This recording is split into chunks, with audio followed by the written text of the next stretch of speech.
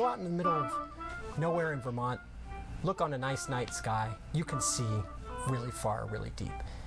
And what I always love seeing is the arch of the Milky Way across the sky. Because that smudge across the sky is tens of billions of stars, all grouping up together to make a white stripe across the sky. Cosmology attempts to answer two questions. The first question is, what is the universe made out of? The second question is, how does that change with time? When I say the universe, I mean everything. I mean every galaxy, I mean the space in between galaxies, I mean everything. It's astrology and cosmetology. I read your chart and do your nails. That's all I do.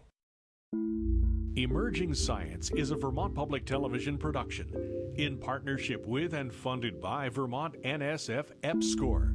EPSCoR, supporting science and engineering in Vermont colleges and businesses and encouraging young Vermonters to seek careers in science.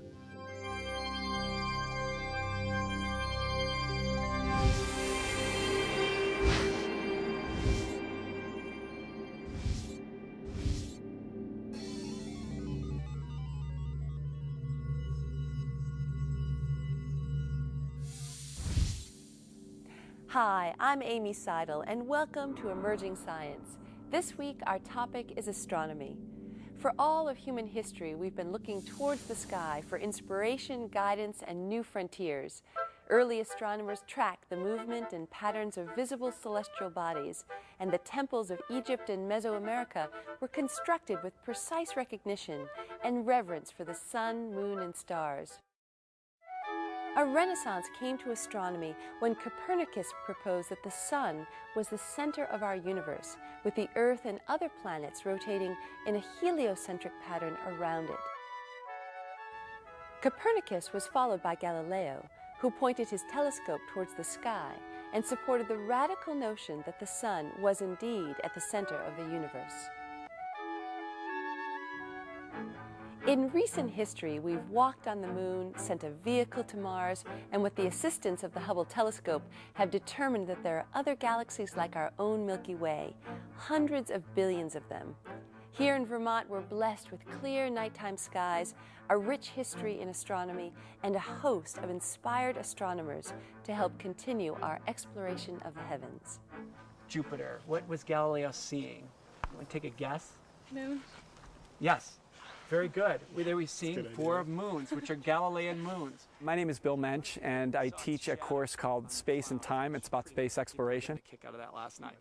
People are starting to realize that southern Vermont has a wonderful astronomy and exploration community. Andy Chaikin, the author of A Man on the Moon, a wonderful astronomer, lives just 10 miles down the road. Jerry Carr, an Apollo astronaut, lives right in town to speak to us. And just down the road is the Stellafane Astronomy Club, the oldest astronomy club in the country. They don't have to travel very far to meet the people and to look through the telescopes that let them see the stars. My name is John Gallagher. I'm a member of the Springfield Telescope Makers, past president. The Telescope Club itself began in the 1920s. Russell Porter had asked his boss, James Hartness, if he could organize a class to teach some of the highly skilled workers in Springfield how to make their own telescopes. By 1923, they had their first meeting of the actual Springfield telescope makers. That early group expanded such that now we have about 100 members spread out throughout the country. Our mission is to advance telescope making, to advance general astronomy, and to that end, every August, we host an annual convention, which has drawn upwards of 1,000 people. This year's really remarkable. It's our 74th convention. It also is the 400th anniversary of Galileo's first astronomical observations, and it's the 40th anniversary of the moon landings.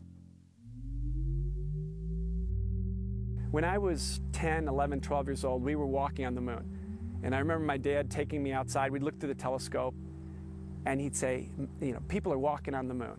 And that was so exciting. And I'd like those kids to feel that in a small way. We don't have that right now. We've lost our way a little bit as a country.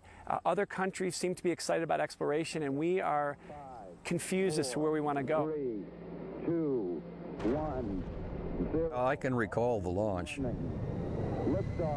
The three of us on my mission, Bill Pogue and Ed Gibson and I, had been working with NASA for about 7.5 years. And at last, we were getting our flight.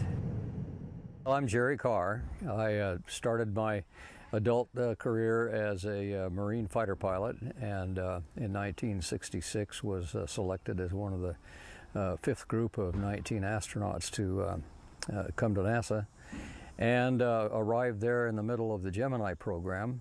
I worked with Apollos 8, 12, and the Lunar Rover. Then I was selected to command the third and final Skylab mission. When the first stage shuts down, then you hear an explosion back there. And your first thought is, oh man, I hope that's what it was supposed to be happening. And that's the first stage breaking away, separating itself from the second stage. Then there's a second explosion while the shroud around the second stage engine separates itself. And then suddenly the second stage kicks in, you're squashed back in your seat, and off you go again. Then when you get into orbit, that's when things become very fluid, very quiet, very natural, and it's like floating in oil. We were always planning to land on the near edge of the crater, because that was right near Surveyor. But when we got to the near right edge, there were some big boulders there. And so he said, can't land there, I'm going to overfly it. So he flew it and landed on the far right edge. I'm Alan Bean, and I flew on Apollo 12, the second mission to the moon, which went in November of 1969. We launched on the 14th of November, landed on the moon on the 19th. I became the fourth person to walk on the moon. And I can just remember that feeling of thinking it's not a dream, but it's an impossible situation. I remember thinking, wow, this is the moon. We've been training all these years to get here. This is the moon. And then looking up and seeing that is the Earth. It's really up there. Painting had been my hobby even before I became an astronaut. My fellow astronauts begin to say, Bean, why do you keep painting Earth scenes or Earth landscapes or flowers and stuff like that? You're the only artist that's ever been anywhere else, and you keep painting the Earth. And I started trying to paint the moon using photographs. The first one was a photograph of Pete Conrad that I took on the moon. And as I painted it, I realized very quickly that that is what I should be doing. I hardly knew anything about a flower, but for spacesuits, I knew everything. Same with the lunar module, same with the rover. There's only one guy of the 12 of us that walked on the moon that is interested in preserving and celebrating this great Apollo adventure in fine art, and that's me. But if I don't do this job in fine art, recording this great human adventure, it won't get done. So that was a decision that I made some 28 years ago, to go over and try to celebrate Apollo and show what humans can do at their best, what we can do as teams, 400,000 in the case of Apollo, or just as individuals, what individual humans do. So the important thing is always make sure that you have good contact with the glass. I admire people that build something with their hands that can see what's going on in this universe that's bigger than them and measure it and be convinced, yeah, it's working just like they said. And I see people here that want to be able to create an instrument on Earth that could understand the universe. I mean, if they could actually grind a mirror that would let them understand some of the secrets of the universe that we understand already, but for themselves, I think that's a very good thing. So I think we need that all the time. We need that not only in astronomy, but we need it everywhere. Vermont is a wonderful place to do backyard astronomy. When it's clear, in most places in Vermont, you get a much clearer, deeper look at the night sky than you do almost any other place in America. And so the backyard astronomer these days can go out and find planets. The backyard astronomer can also go out and find asteroids, meteorites, things like that. It is very important that the backyard astronomers and, I don't want to say professional astronomers, but the astronomers who use much larger telescopes to look much farther away, keep talking to each other. My name is John O'Mara. I'm an assistant professor of physics here at St. Michael's College. So unfortunately, In astronomy and in some aspects of cosmology, you get to spend your time looking at beautiful pictures all day. Pictures from the Hubble Space Telescope, and you say, oh, these are wonderful. I spend most of my day looking at a bunch of squiggly lines on a screen. So my particular niche in cosmology is to try to figure out how galaxies form, how they formed, and how they interact with their environments. Galaxies aren't just simple blobs of stuff in space. They're not just collections of hundreds of billions of stars. They're dynamic pockets of gas, dust, light, dark matter.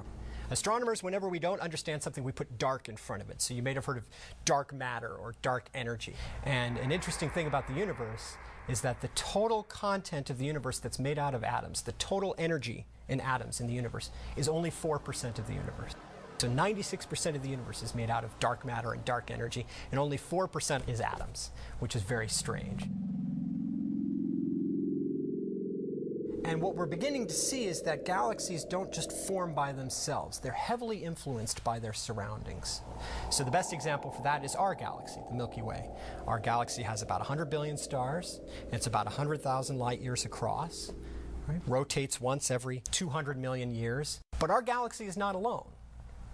Our galaxy is a member of what we call the local group. The next large galaxy near us is the Andromeda Galaxy, which you can see on a clear night, but it's also a collection of 200 billion stars. We have to look very far back and try to figure out what was happening with galaxies when they were very young. So how do we look back in time? Light has a finite speed. Light doesn't go from one point to another infinitely fast. If the nearest star to us, other than the sun, blew up, we wouldn't know for 4 years. So when we take a telescope and we point it at that star, we're seeing that star as it was 4 years ago. So we need to look at objects which are farther and farther and farther away, because that's looking farther and farther back in time. So what we really want to do is look at galaxies which are billions of light years away. Because by looking at those galaxies, we can understand what our galaxy was like billions and billions of years ago. And the way that I do that is through a tool called spectroscopy.